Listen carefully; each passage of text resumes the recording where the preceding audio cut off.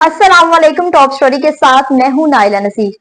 तो नाज़रीन, जैसे कि कुछ सफारती हल्के में बहुत सारी चीजें सामने आती जा रही हैं, मतलब कि जैसे कि मामला जो है वो सख्त से सख्त होते जा रहे हैं। तरीके इंसाफ की बहुत सारी तैयारियां भी कर ली गई, लेकिन उसमें कुछ भी रद्द-ए-अमल जो है वो सामने नहीं आया। अब एक तरफ तरीके इंसाफ में बुशरा बीवी, इमरान खान और खैबर पख्तूनख्वा की हुकूमत जो है उसको निशाना बनाया जा रहा है, लेकिन उनको निशाना बनाना भी इतना आसान नहीं है। अब देखो कि सबसे पहले जो सवाल उठते जा रहे हैं सोशल मीडिया के, भाई इमरान खान की सेहत क्या है, उसके हालात क्या है, मतलब कि ये सवाल है जो बहुत ज्यादा सोशल मीडिया पे वायरल होता जा रहा है। लेकिन उससे पहले मैं आपको ये भी बताऊं कि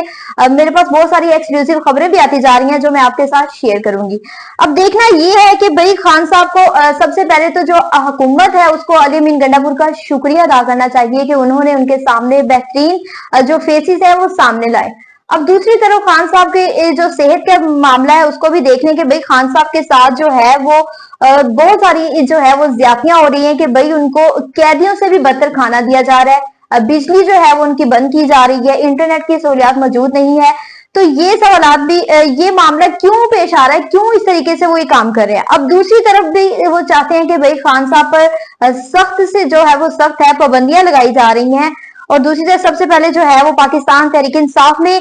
कैलकुलेटेड प्लान जो है वो सामने आया है कि भाई एक तरफ जो है कि कारकुन पीटीआई के कह रहे हैं कि 100 से ज्यादा शहादतें हुई हैं डी चौक एहतजाज पर। अब दूसरी तरफ ये कहा जा रहा है कि भाई जो है कि वो जो है जर्नलिस्ट जो है वो कह रहे हैं कि भाई 100 से ज्यादा शहादतें हुई हैं। अब मतलब कि कोई भी जो बयान है वो सेम मिल नहीं रहा। हुकूमत जो है वो ये कहती है कि भाई शहादतें हुई नहीं, फायरिंग हुई नहीं, गोली चली नहीं। अब एक तरफ जो है वो शेख वकास ने भाई कहा है कि भाई 12 शहादतें हुई हैं जिनका हमारे पास सबूत भी है, वीडियोस भी हमारे पास मौजूद हैं, उनके शवाहिद हमारे पास मौजूद हैं। अब दूसरी तरफ ये भी कहा जा रहा है कि भाई उन्होंने अपनी वीडियो बयान में कहा है कि भाई 12 शहादतें हुई हैं जिनका ताल्लुक 7 का जो है वो खैबर पख्तूनख्वा से था और दूसरा जो है वो 9 का जो ताल्लुक है वो बलोचिस्तान से था। अब सिर्फ यही शहादतें नहीं हुई, डी चौक पर जब एहतजाज हुआ था तो इस्लामाबाद पंजाब के कारकुनों में से 26 नवंबर को बहुत सारी शहादतें हुई हैं, जो कि वो जो मामलात हैं वो सामने सोशल मीडिया पर नहीं लाए जा रहे।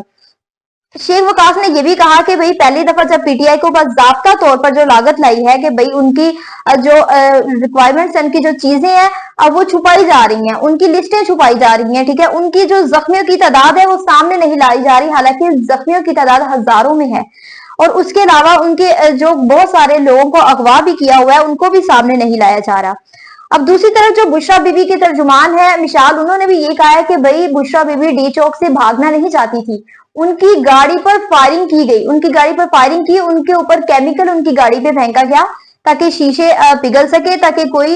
इस तरह का वाकया उनके साथ पेश आया जाए। और दूसरी तरफ ये भी कहा जा रहा है कि भाई ये बात भी बहुत ज्यादा सोशल मीडिया पर वायरल हो रही है कि भाई अब उनका ये है कि तहरीक इंसाफ की पार्टियों को इंगेज किया जाए, उनके साथ मुशावरतें की जाए, उनकी पार्टी को इकट्ठा किया जाए, जिनमें खैबर पख्तूनख्वा, फैसल करीम कुंडी, अहमद वली और शेर अफजल भगत से मुलाकातें की जाए और इसके अलावा उनकी पार्टियों का हिस्सा बन जाए और उनको ये अब मामला के इस मामले को किसी तरीके से छुपाया जाए और जो कि है कि वो खैबर पख्तूनख्वा की सिक्योरिटी का इशू है उसको सामने लाया जाए। अब इस कदर जो है पीटीआई की मुशावरात को कर भी लेंगे तो कोई भी मामला जो है वो हल नहीं होगा। अब दूसरी जानिब अवामी नेशनल पार्टी ने यह भी ऐलान किया कि तहरीक इंसाफ की हम हमायत करते हैं कि भाई पीटीआई के साथ जो प्रेस कॉन्फ्रेंस में बहुत करते हैं उनके साथ प्रेस कॉन्फ्रेंस, और दूसरी बात तो प्रेस कॉन्फ्रेंस कर भी लेंगे। उसके अलावा 9 मई में 26 नवंबर को जो वाकये पेश आए उन्होंने कहा कि ये पीटीआई का बेहतरीन जवाब था, बेहतरीन अमल यही था कि ये जो मामला उनके साथ पेश आया। दूसरी जानिब पीटीआई की मुश्किलात इस कदर बढ़ती जा रही हैं भाई